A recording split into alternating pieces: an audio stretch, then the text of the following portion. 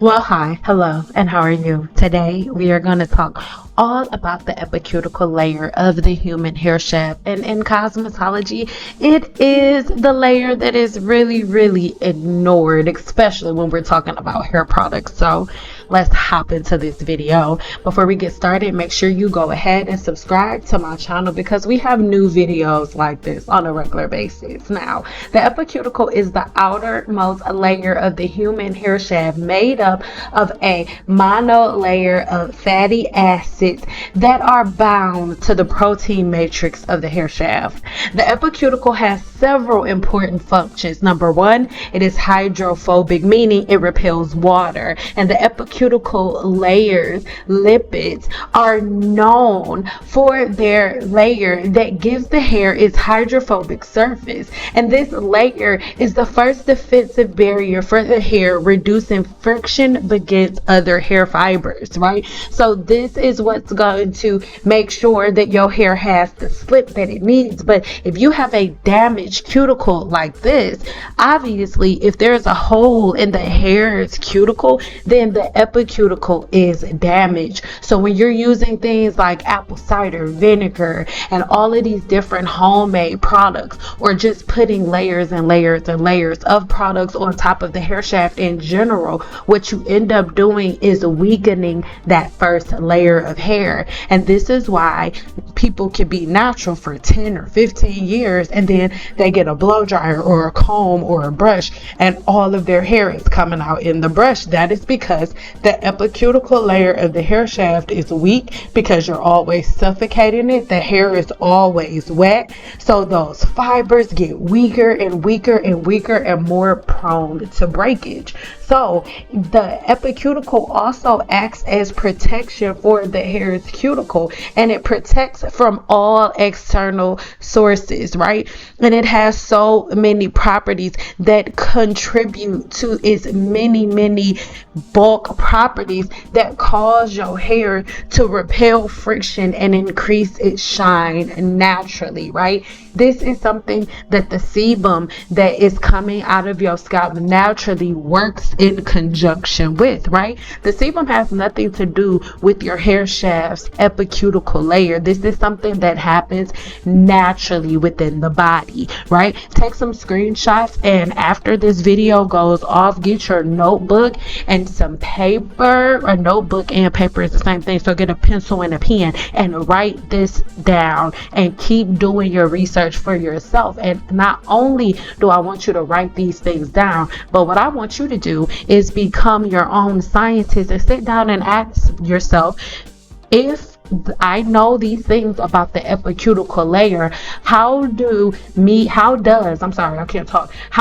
leaving my hair wet, and how does me layering products on top of my hair, how does that affect the epicuticle layer of my hair shaft? These are the things that you have to understand, right? So when it comes to doing hair in a hair salon and things of that nature, when we are talking about the epicuticle layer of the hair shaft, it becomes extremely important for us to remember that when we are doing our hair, or when we are getting our hair done, and when we are selecting hair products, everything that we pick is supposed to work in conjunction with our hair. So if you are layering 3 or 4 different products on your hair shaft just to do your hair, then this is not something that is working in conjunction with your epicuticle layer. What you're watching right now is somebody whose epicuticle layer has absolutely nothing on it but a leave-in conditioner. And this leave-in conditioner, the lipids that are in place, match all of the same exact things that are in the hair's epicuticle layer naturally, right? This is why I want you guys to go watch part 1 about the epicuticle layer. Read my blog post linked in the description box below, because it breaks down what key constituents are in the epicuticle layer. A constituent literally just means the pieces of a whole. So like what botanicals and different things of that nature, what are the exact lipids that are in the epicuticle layer, right? So go ahead and research that, and what you will find is that the things that are in the epicuticle layer of the human hair shaft naturally are directly mimicked in hair products, because chemists are really intelligent and they understand that. The chemists that are actually linking the holistic practice of hair care to the products that they create. When you go and sit down and look at, again, the lipids that are present within the hairs, I can't talk epicuticle layer, then you are going to find that they match like almost identically, right? They make different artificial forms of the epicuticle layer. So this is something that I really want you guys to think about.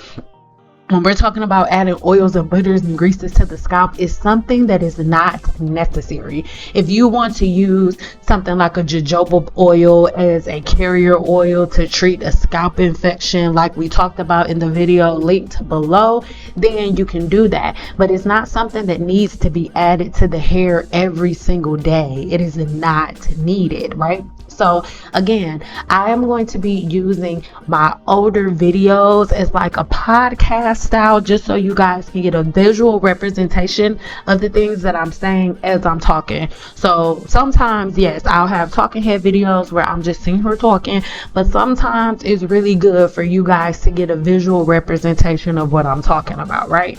And so by her scalp being clean, her sebum has a easy flow, and on top of the sebum having a easy flow and easy direction, by me controlling her hair with this round brush, I am able to ensure that her cuticle is laying flat and that the epicuticle layer is able to do everything it needs to do. But let's talk about products, because you guys think that conditioners and oils are the things that you need in your hair. Well, your conditioner is nothing but emulsified wax and water, right? So as you can see, she just took the emulsified wax, the water, and then you take it in and out of the microwave. I'll add the link to this video in the description box below, because truth be told, y'all can make your own conditioner, and when you make your own conditioner, you're gonna see how crazy all of the tactics that y'all have been doing with conditioner, with oils and butters is.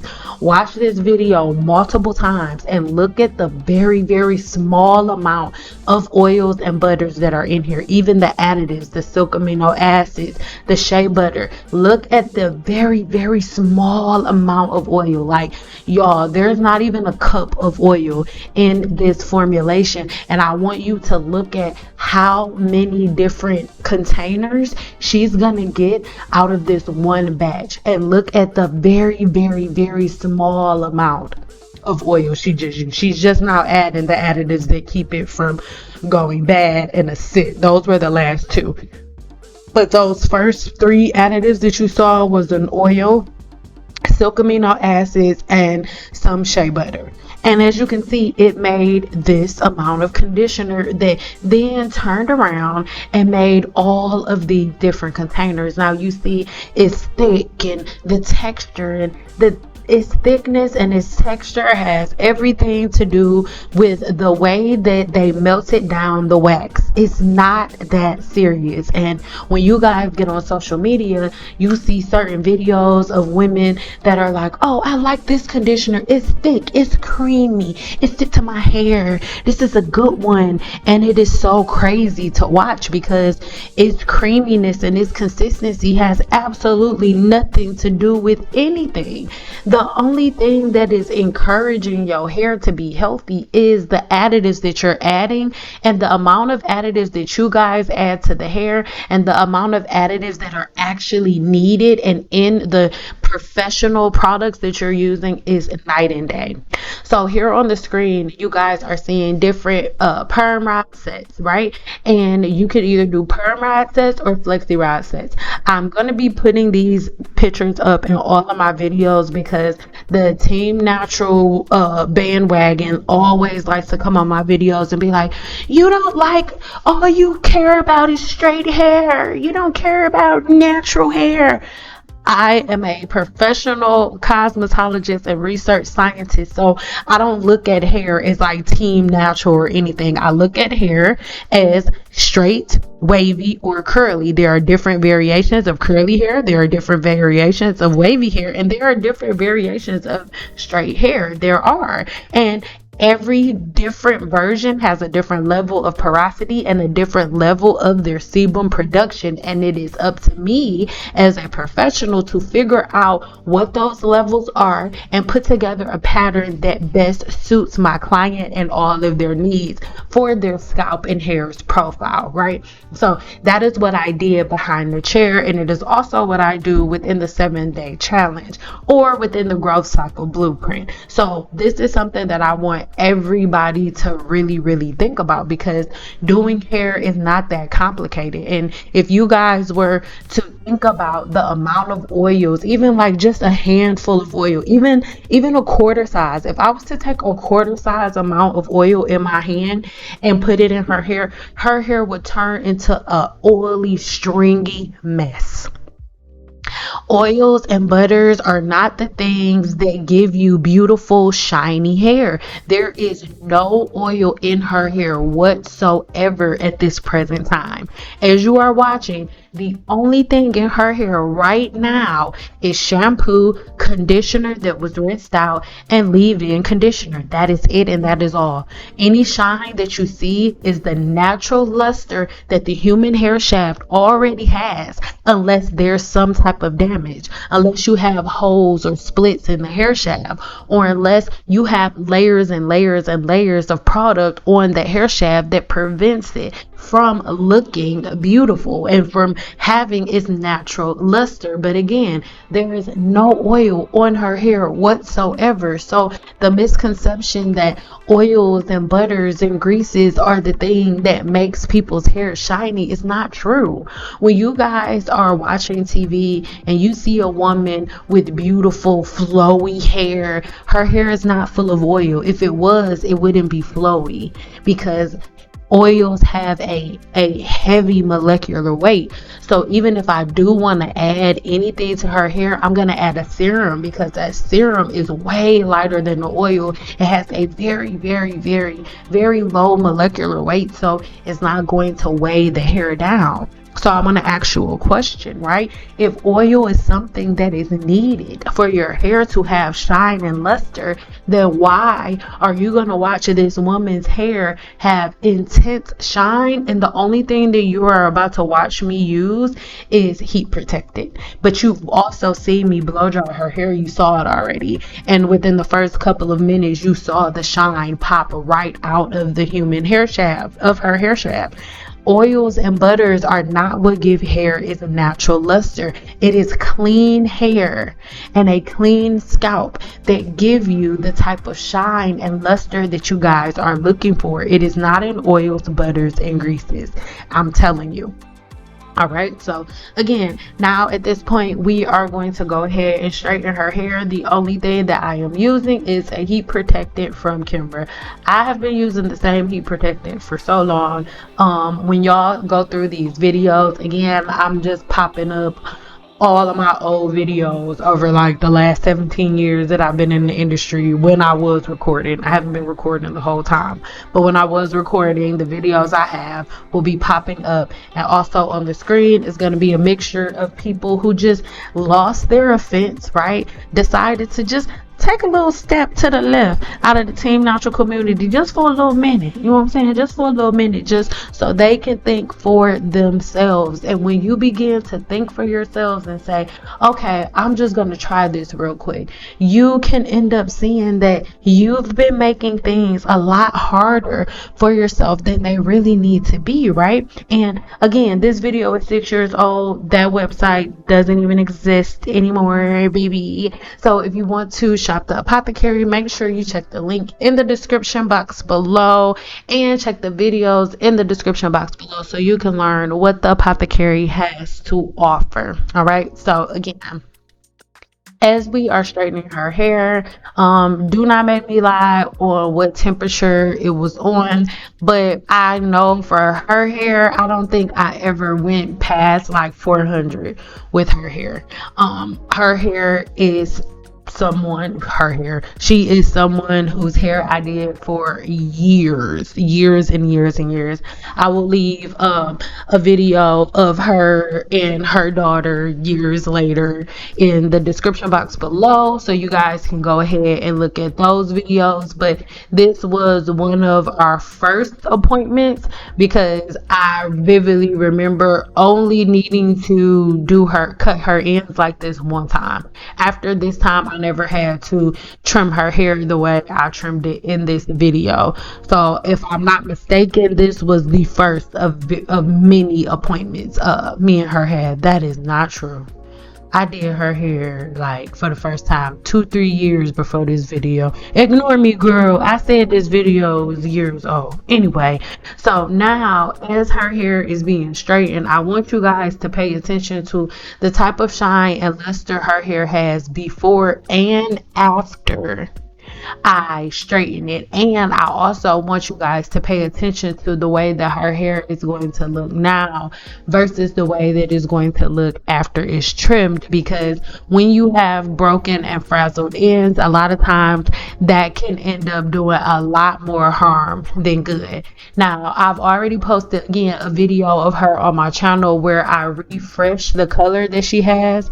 The color that is on her ends right now is color from a previous cosmetologist that she had went to years previous to this appointment. So again, I'll leave the our other videos that I have already posted. I'll leave those in the description box below just so you guys can see, because I like to post clients that came multiple times, like years down the line, just so you guys can see what it is. Because my clients like her are clients that kept really long and beautiful hair, and that's because the patterns and routines that she had did not cause for her to not be able to retain length. And these are things that I really want you to think about. She wasn't shy on getting trims, even though at this point her trims was, she was a little rusty, dusty on the trim, but after this date, she never fell off, right? This beauty was for sure one of my favorite clients, her and her daughter. Now, I know that you guys have had some horror stories. I did my last reaction videos, and I know there are really dusty cosmetologists out here, but in this video, I was working at Phoenix Studio Salons, and in the entire building, I want to say there was only one little dusty young girl that didn't really know what she was doing, but outside of that, everybody that worked there ran their business the same exact way that I ran mine. You couldn't just do walk-ins. It wasn't where you can pick up the phone and say, hey, do you got an opening tomorrow and stuff like that. Like, if you come across a cosmetologist that you could just call the day of and they like, oh yeah, girl, you can come, she either doesn't have a clientele or you're going to be double booked on top of somebody else. You want to really manage the type of cosmetologist that you go to, because all of us are not created equal. And I hear what you guys are saying, that it's really hard to find professional cosmetologists, but all of the cosmetologists that are like me that I know of are still out there. The only thing is, most likely you're not gonna find them by looking on YouTube and seeing somebody who has a whole bunch of followers and subscribers and things of that nature. Most cosmetologists that are A1, they aren't really on social media like that. They probably used to be, but it got so toxic they just decided to focus on their work. And a lot of them are only taking clients based on referrals because they don't want to run into the same type of horror stories that you guys are running into, right? Just from the opposite perspective. So I'm not defending people, I'm just saying that all of the things that you guys are dealing with right now, I am just as shocked as y'all are. Like, I cannot believe it, because I would never, like, the way that a lot of cosmos are running their business right now, I would never. But I also know a lot of cosmetologists that are, like 5 years into the game, and y'all not messing with them like that, because they don't have a whole bunch of followers on social media. Like, they don't have a whole bunch of subscribers on YouTube. They just have some really good work and organized business, and yeah. So these are things that I need you to think about. And again, I need you to talk to me in the chat and let me know, do you see the shine in her hair? This video is a lot older, so the quality may not be as A1, but do you see the shine in her hair? There is no oil, there is no grease, there is no butter in her hair. So oils, greases, and butters and things of that nature are not the thing that give shine to the hair. It's not. Through my entire career, I never added oil, ever added oil during a silk press. The fastest way to make your silk press not last or to fall flat is to add oil. And that's regardless of the texture. It's not just because, her texture is different from some people's texture. No, ma'am. It doesn't matter what texture your hair is. You have a flowy, bouncy silk press. Go ahead and put just a dime size of coconut oil or of almond oil in your hair and watch that bouncy silk press go real flat. That your hair gonna fold its legs. It's gonna fold its legs. So that's something that I really want you guys to think about. So when you are in the process of trying to heal the hair shaft, understand that healing the hair shaft is not going to happen by you piling layers of conditioner on the hair. We already went over what conditioner is, what it's constructed of, and you piling too much, like layers and layers and layers of emulsified wax that has been melted with water and then added with a couple of drops of oil is not going to do anything. And this is something that I want you to understand. All right, when we are talking about shampooing and conditioning and blah blah blah, when we're talking about shampooing and conditioning the hair, you guys put entirely too much importance to it. Most people are like completely obsessed, especially if you are like in the team natural community. You guys have become obsessed with shampoo and conditioner, and shampoo and conditioner is probably holds like the least amount of like know-how. Like, it's not that deep. Like, a shampoo is simply supposed to cleanse, and then a conditioner is supposed to replace anything that the conditioner could have took too much of. That is it, and that is all. So when it's like, oh, I need a shampoo to add moisture, a shampoo isn't adding anything. A shampoo is removing things, right? It's removing things. But when it say it's a moisture based, what it's saying is, I'm not gonna take certain things. I have certain additives within this shampoo that makes it so it won't take certain things, so that way your hair will still be able to do certain things. And the conditioner is the thing that really is going to reinforce whatever it was on the label. So if it's an invigorating shampoo and conditioner, the shampoo is going to be a little invigorating because of the menthol, and then the conditioner is just going to follow up. It'll also have a little bit of the menthol in it, but it is going to replenish everything that the shampoo took away. So when we're talking about the epicuticle layer of the hair shaft, right? When you shampoo the hair and you condition the hair, what you do is reset that epicuticle layer. Most of the time, again, when you look at the ingredients of your conditioners and then you look in my blog post or just do your own research of all of the key constituents of the epicuticle layer of the hair shaft, you will see that the lipids in the epicuticle epicuticle layer of the hair shaft and the ingredients of your conditioners match. Why? Because chemists understand the epicuticle layer of the human hair shaft, and the deeper scientific world of product formulation understand the epicuticle layer of the hair shaft. So the conditioner that you use, the conditioner that so many Team Natural people are telling y'all to skip over, is what is being put in place to strengthen and enforce the epicuticle layer of the hair shaft as I do certain styling practices. So as I dry the hair, whether it's with a perm rod set or a roller set or a flexi rod set or with a blow dryer or sitting under a hooded dryer, whatever my method of setting the hydrogen bond is, right? The conditioner preps the epicuticle to be done. So again, in the comments, I need somebody to let me know, do you see shine and luster in her hair? There is no oil. Okay, there's no oil. I need you to look at the ingredient list of the leave-in conditioner that I use, and I need you to look at the ingredients of the heat protectant that I use. There is no oil. This is not an oil-based heat protectant I'm using in her hair.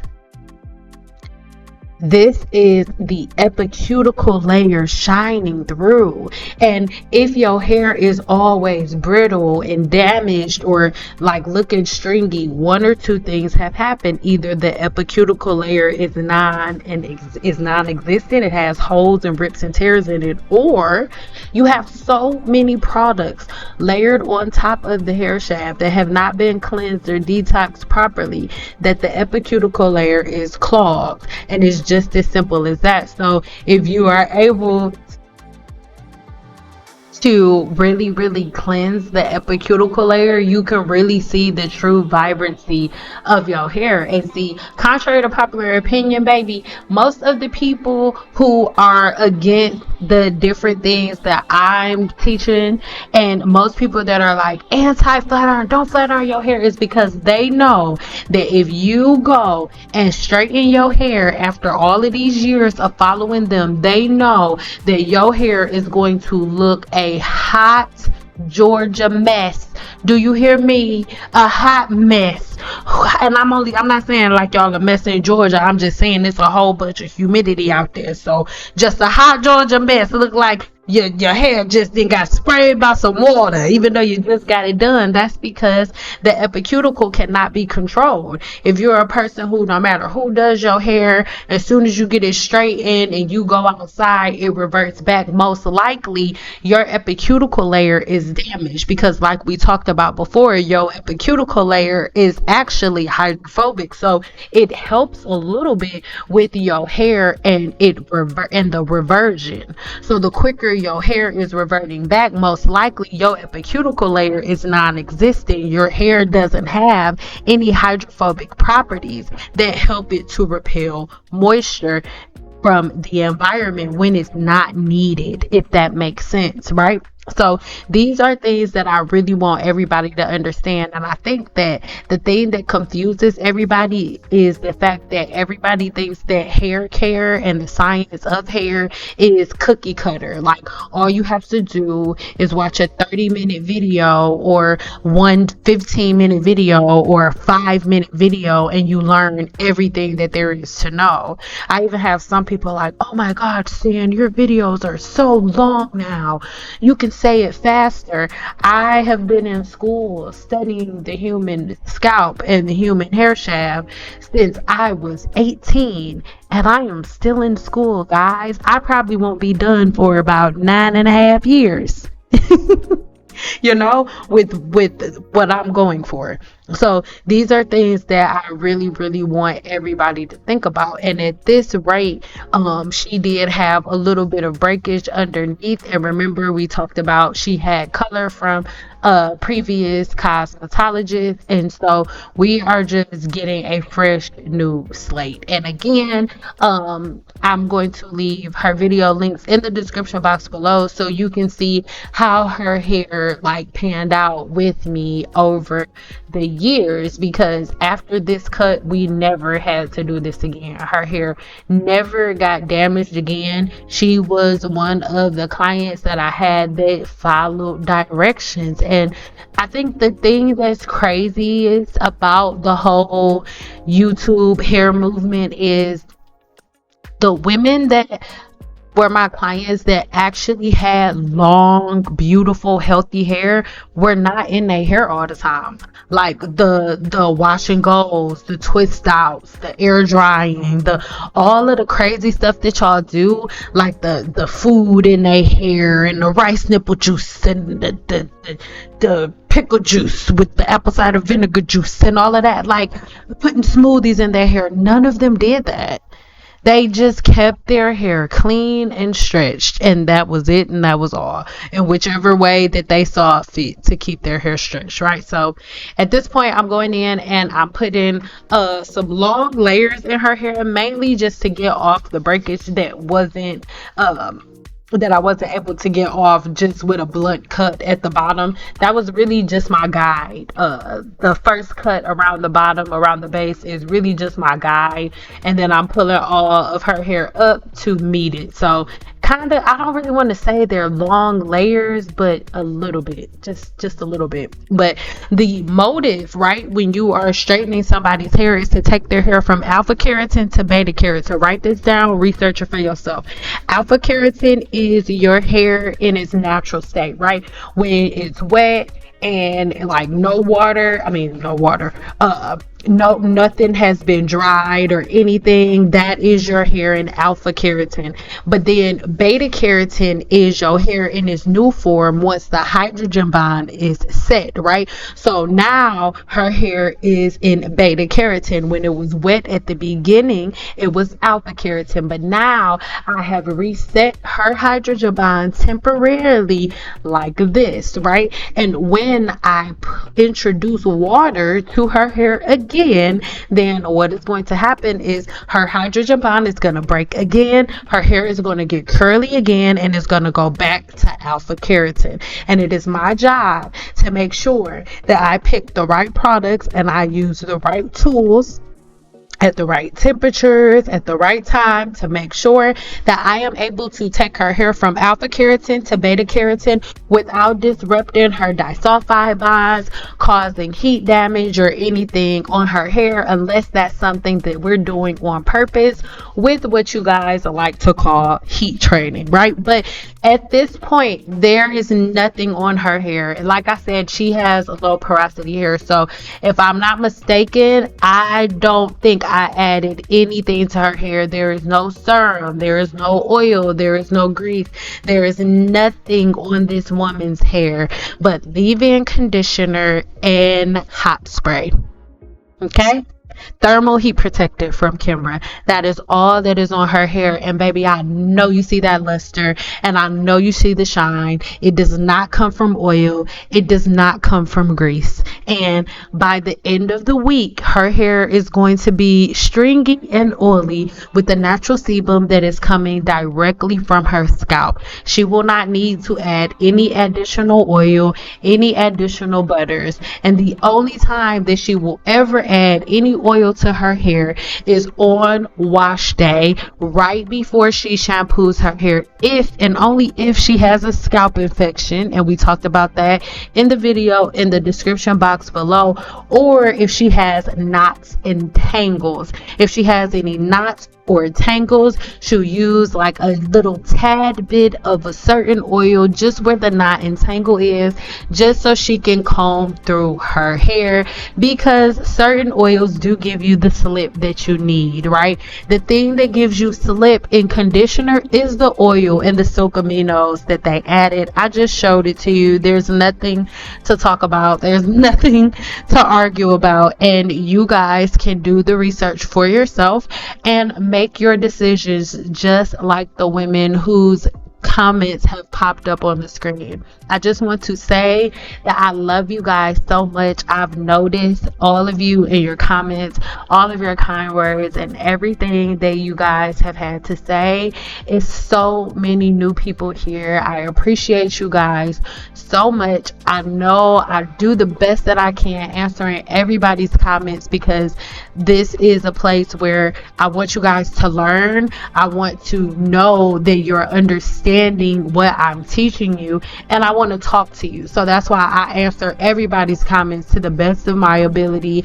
If you only get a heart, girl, it's because I'm burnt out. So make sure that if you want me to answer your comments, that you're here within like the first couple of hours that my video is live, and then I got you, right? But again, just make sure you're not feeding into all of the team natural lies. Make sure that you step out of this rage baiting that they've had you guys in for so long, because oils, greases, and butters are not needed. And when you guys see women with beautiful shiny hair, it is not from oil, it is not from grease, but it is from the epicuticle of the human hair shaft being healthy, intact, and in place. And there are so many things that you can do from just the inside that make sure that every layer of your hair shaft is healthy and strong. All right, make sure that if you have not done so already, you are subscribed to my website, so you're notified every time I post a video here, even if you don't get it from YouTube, as well as heading over to my blog. Because if you think I teach freely here, just imagine how freely I'm teaching on a platform that I own. All right, I love you guys so much. Make sure that you check out my website, shop Cynple Apothecary. Leave me some comments below, give this video a thumbs up, and let me know exactly what you want to see next. Because as you know, I love y'all. I love talking to y'all, and you know that your comment is gonna be there. I don't know what we was talking about and why I made that face, but Sendal signing out. Thank you guys so much for kicking it with me. Hopefully nobody's boxers were in a bunch, and I hope that everybody completes their homework, which is learning all about the epicuticle. If you haven't done so already, subscribe here to the channel, and I will see you later. Bye.